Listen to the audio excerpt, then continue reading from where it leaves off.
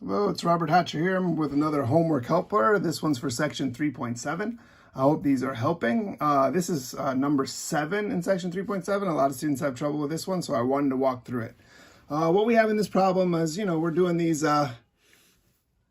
related rates of change problems, and we've got a ladder leading up against a wall, and the ladder creates a triangle with the wall. And what's happening is that the base of the ladder here is sliding out at a rate of 2 feet per second, which means the top of the ladder is also falling down. Keep in mind that we're assuming that the house is built well and that we've got a right triangle here. We've got a right angle right there, okay? So we've got this 25-foot ladder. It's sliding down, and the base is sliding out at a rate of 2 feet per second, okay? Just given that piece of information, I can tell a lot about the problem. What they're talking about here is, well, we've got 3 sides of this triangle, and when this can be x here, I'll call it x. We can call this y, that side of the triangle. I'm going to call this, the ladder side, z, okay? And I know that x squared plus y squared has got to be equal to z squared. There's other equations that I can derive from this, but that's a basic Pythagorean one, right? And since we're talking about a rate of change problem here, right, we know that x is changing in feet per second. Well, what I can tell that is that I need to take the derivative with respect to time, right? Because I need to get dx dt. This 2 feet per second means how fast x is changing, and that can be represented by dx dt. So in this case, dx dt is equal to 2. And sort of this expression in and of itself tells me that I have to take the derivative with respect to t. So I'm going to do that. The derivative of this term with respect to t is 2x dx dt, right? This is that implicit differentiation that we've done before. And the nice thing about this equation is if we're taking the derivative with respect to t, all of these terms are basically the same. It's just a different variable, right? So this is 2y dy dt. And this is 2z dz dt. And the other nice thing about the equation is all the 2's can cancel out, right? So I can say x dx dt plus y dy dt is equal to z dz dt. Right? So this part A is asking about what is the velocity of the top of the ladder when the base is given below. So when x is 24, when the base of the ladder is 24 feet away from the wall, how fast is y changing? How fast is the top of the ladder falling? So what we're looking for here is dy dt, right? We want to know how fast y is changing, okay? So I've got this equation right here, and I can plug in what I know. I know that x is 24 in this situation, right? Let me move up a little bit to make sure you can still see. X is 24. dx dt is 2. Y we don't know yet, but I'll show you how we find that in a second. Dy dt is actually what we're looking for, so I'm just going to leave it dy dt. Z we know is 25, and dz dt is worth mentioning. Dz dt, keep in mind that the length of the ladder, this isn't an extension ladder or anything, the length of the ladder isn't going to change. It's going to stay 25. So z is 25, but dz dt is 0 because its length is not changing at all. Okay, now we just have to find, if we can find y, then we can solve for dy dt. And y is pretty simple to solve for. We can just use the original Pythagorean theorem, right? We know that x squared plus y squared is equal to z squared, and we know 2 of those variables, right? We know x is 24 in this case, and we know that z is 25, right? So solving that, getting out your calculator, if you figure that out, if you do 25 squared minus 24 squared, you'll get 49. So that tells us that y is equal to 7.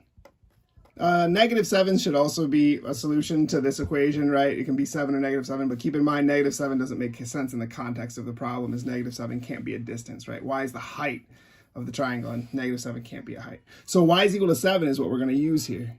And if you keep in mind that this side's equal to 0, what we're going to get is that 48 plus 7 dy dt is equal to 0, which means that dy dt is equal to negative 48 over 7, and that's a rate of change, so this is in feet per second.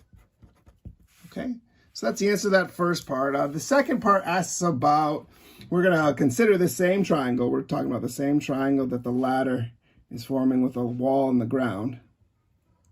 But in this case, what they're asking about is the rate at which the area of the triangle is changing, right? So the area of the triangle.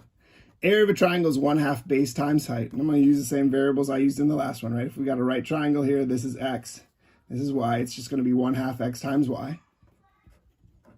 And I'm looking for dA dt because I want to know how fast the area, what the rate of change of is the area, right?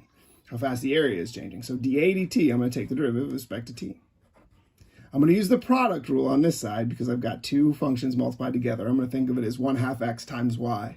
So it's that first function times the derivative of the second, which would just be dy dt, plus the second function, y, times the derivative of the first, which would just be 1/2 dx dt.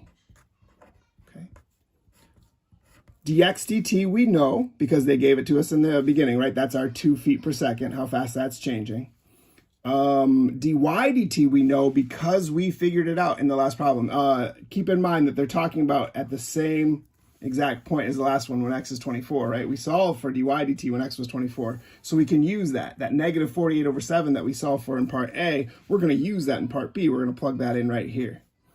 Also keep in mind we know x is our 24, and y we solved for in the last problem also. We got y was 7. So we know all these variables. X is 24, dy dt is negative 48/7, y is 7, and dx dt is 2. So we know all the variables on this side of the equation, so we can just fill those in. I'm not going to do that for you.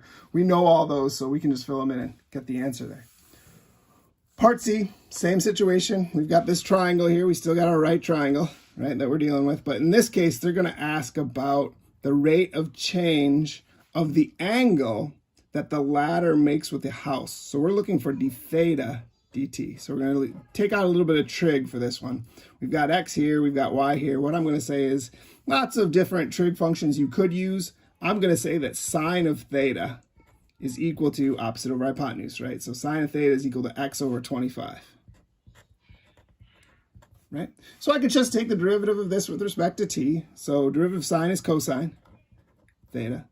And then here's my chain rule, d theta dt, right? Equals, and you can think of this as 1/25 x, right? I could just change this to that right here. And that makes taking the derivative relatively easy. You just say it's 1/25, and don't forget, again, your chain rule, dx dt. So again, I'm not going to walk all the way through this. I'm just going to show you how I would solve it. Again, we know what dx dt is equal to, right? dx dt is equal to 2. That's given in the problem. That's our 2 feet per second. We're solving for d theta dt. That's what we're looking for. So we just need theta. So what we're going to do is use that original equation. We know x, right? So we know that sine theta, we're talking about specifically when x is 24 again, right? So we can say that's 24 over 25. And you could solve this for theta, right? This tells us that theta is equal to sine inverse of 24 over 25. There's other ways to get cosine out of that with the Pythagorean theorem and other ways, but I'm not going to go through that. Theta is equal to this, so we know theta. So the only unknown we have here is d theta dt, right? We can figure out what cosine of theta is now that we have theta. We know dx dt, so we can solve for d theta dt. I hope that helps. Keep plugging here. We're almost done with chapter 3. I just want to mention that I'm not going to do a video for section 3.8. It's relatively easy. The one thing I do want to tell you about section 3.8 is that the table for using Newton's method will be included on the exam with questions that ask about Newton's method. So you will be given that table. You don't have to memorize it. So start studying for that chapter 3 test. We've got a lot of rules that you need to know how to use. And as always, email me if you have any questions.